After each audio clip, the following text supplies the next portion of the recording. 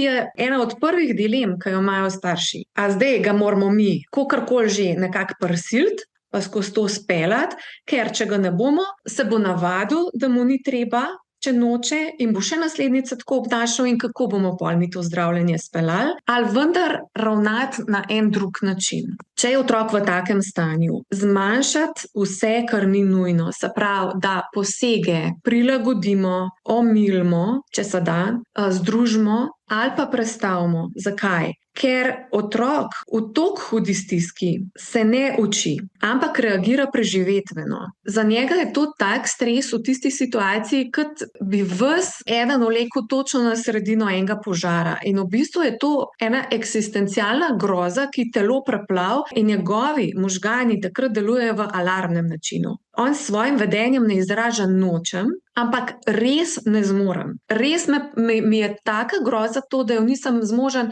ne miselno, ne čustveno, ne vedensko na nobeni ravni nikakor obvladati. In če ga mi v tistem trenutku, zdaj da rečem, zagrabimo in silimo, ga s tem nič ne naučimo. Ga ne naučimo, ja, pač to je treba in zdaj se boš ti naučil, da pač če je nekaj treba, je treba, ampak ga v bistvu samo izčrpamo.